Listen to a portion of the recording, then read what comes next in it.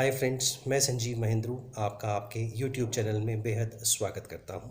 सबसे पहले मैं आप सभी लोगों को धन्यवाद बोलना चाहता हूं कि आपने मेरे पिछले वीडियो को बेहद पसंद किया, बेहद सराहा। आप में से कई लोगों ने अपनी कई समस्याएं मेरे साथ डिस्कस की।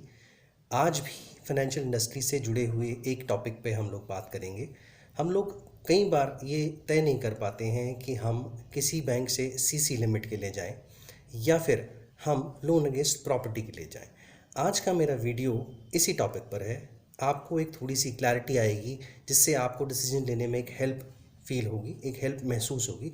आप उसके बेसिस पर, इन फैक्ट्स एंड फिगर के बेसिस पर ये डिसाइड कर सकते हैं कि आपको इन दोनों में से कौन सा ऑप्शन ऑप्ट करना चाहिए। फ्रेंड्स, मैं आपको कोई भी दोनों में से कोई भी प्रक्रिया रिकमेंड नहीं करूँगा। आपने स्वयं डिसीजन लेना है, स्वयं समझना है कि इन दोनों में से आपके लिए कौन सी चीज़ बेटर है। मेरा इस वीडियो को बनाने का उद्देश्य सिर्फ सिंपल है ताकि मैं आपको दोनों के फैक्ट्स एंड फिगर, दोनों की जो सरलताएं हैं, जो इजीनेस है, वो मैं आपके सामने बयां कर सकूं। जब भी हम किसी सीसी लिमिट के लिए किसी बैंक के पास जाते हैं तो ये सीसी लिमिट मूलतः हमें 4 चीज़ों पर मिल सकती है। सबसे पहले आप अपनी कोई प्रॉपर्टी, कोई कोलेटरल मॉर्गेज कर सकते हैं। दूसरा, आप किसी एफडी के अगेंस्ट इस फैसिलिटी को, सीसी फैसिलिटी को अवेल कर सकते हैं। तीसरी अगर हम बात करें तो आप अपने जो बिज़नेस का स्टॉक है उसके अगेंस्ट इसको अवेल कर सकते हैं। चौथा एस्पेक्ट होता है मशीनरी। जी हाँ दोस्तों, आप मशीनरी के अगेंस्ट भी इस फैसिलिटी को अवेल कर सकते हैं। पॉइंट नंबर 2 जिसके साथ हम कंपैरिजन कर रहे हैं, लोन अगेंस्ट प्रॉपर्टी। नाम से itself is saying loan against property. ये फैसिलिटी सिर्फ लोन अगेंस्ट प्रॉपर्टी के अगेंस्ट ही आपको अवेल की जा सकती है।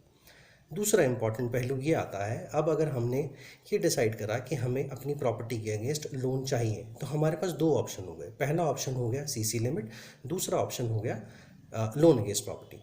अब हमें देखना है दोनों में से बेहतर कौन सा है।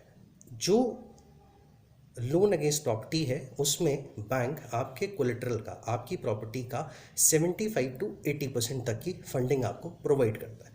सरलता से समझने के लिए, अगर सपोज कीजिए आप 100 रुपये की प्रॉपर्टी मॉर्गेज करते हैं तो बैंक आपको 75 से 80 रुपये फाइनेंस करता है। सीसी लिमिट में बैंक पे आपके गुडविल पे डिपेंड करता है कि आपको कितनी फंडिंग हो सकती है। अगर आपके संबंध अच्छे हैं तो ये फंडिंग 100% तक भी जा सकती है। It is purely depend upon your relationship with the bank.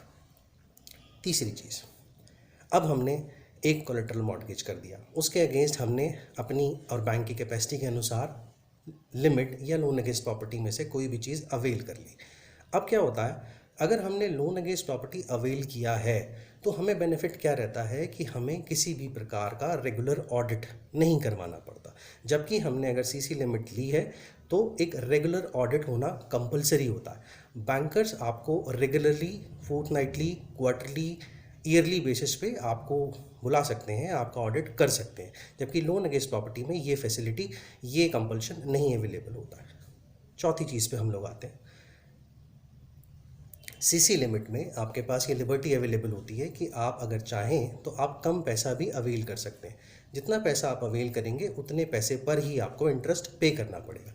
जबकि हम लोन अगेंस्ट प्रॉपर्टी में देखते हैं कि अगर आपने जितनी भी लिमिट अवेल कर दी, जितना भी लोन अगेंस्ट प्रॉपर्टी अवेल कर दिया, डे 1 से उसके ऊपर इंटरेस्ट प्लस प्रिंसिपल स्टार्ट हो जाता है।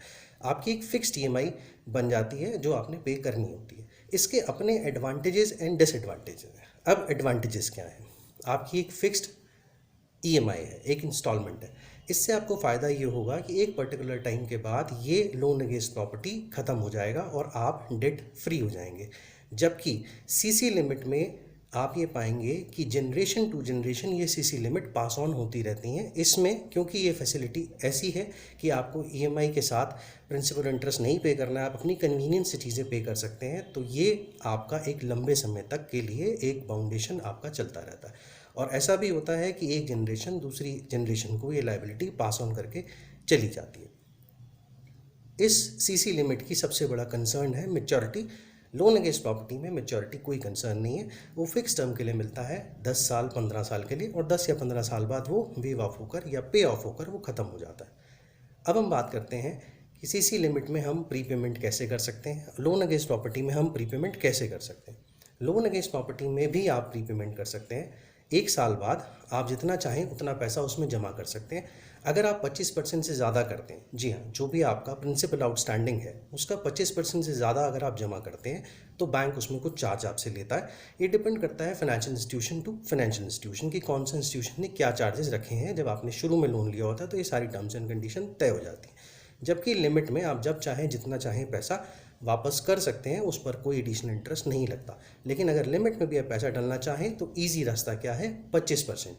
जो भी आपका प्रिंसिपल आउटस्टैंडिंग है उसका 25% तक आप अपने लोन अगेंस्ट प्रॉपर्टी में जमा कर सकते हैं एक फाइनेंशियल ईयर में। लिमिट आपकी एवरी ईयर, हर साल में सिर्फ एक बार रिन्यू होती है। और लोन अगेंस्ट प्रॉपर्टी में आपको बेनिफिट है कि एवरी 9 मंथ आप चाहें तो इसको रिवाइज कर सकते हैं, इसे कम करा सकते हैं, ज़्यादा करा सकते हैं, टॉप अप ले सकते हैं, या आप इसको चाहें तो 25% जमा करके इसे आप कम भी कर सकते हैं। सीसी लिमिट में आप रेगुलरली पाएंगे कि बैंक अपनी कन्वीनियंस के अकॉर्डिंग आपको कुछ ना कुछ चार्जेस इसमें ऐड ऑन करता रहता है। Over a period of time आप देखेंगे कई सारे चार्जेस ऐसे हैं जो हिडन चार्जेस के रूप में आपको वहाँ पर नज़र आएंगे। जबकि लोन अगेंस्ट प्रॉपर्टी में अगर आप अपनी ईएमआई टाइम से पे कर रहे हैं तो आप कभी भी कोई चार्जेस उसमें नहीं पाएंगे। कभी आपको ऐसा नहीं मिलेगा कि आपको कोई एडिशनल चार्जेस, कोई हिडन चार्जेस उसमें लगाए गए हैं। जनरली अगर हम समझने की कोशिश करें, सीसी लिमिट, जितने भी नेशनलाइज बैंक हैं इनका ये कोर प्रोडक्ट है, उनकी इस पर्टिकुलर प्रोडक्ट में मास्टरी है। अगर आप जाएंगे तो आपको सीसी लिमिट नेशनलाइज बैंक से अवेल करने में ईजीनेस होगी। इसके विपरीत अगर हम लोन अगेंस्ट प्रॉपर्टी की बात करें तो आज के समय में सभी कंपनीज इस प्रोडक्ट में है और ये प्रोडक्ट बहुत ईजीली अवेलेबल है।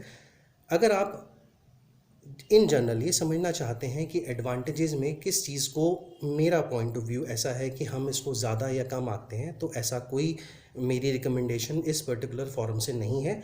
बट हमें कुछ चीज़ों का ध्यान रखना चाहिए कि मेरी बिज़नेस की नीड क्या है, मेरी बिज़नेस की आवश्यकताएं क्या हैं, उसी के अकॉर्डिंग हमें ये डिसीजन लेना चाहिए।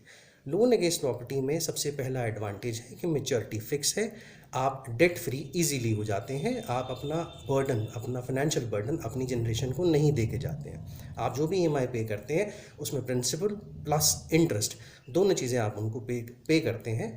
दूसरी चीज़, फ्रीक्वेंट चार्जेस आपको नहीं मिलते हैं। अगर आप कोई भी ईएमआई अपनी रेगुलर पे करते हैं तो आपको उसमें कोई एडिशनल चार्जेस नहीं पे करने पड़ते।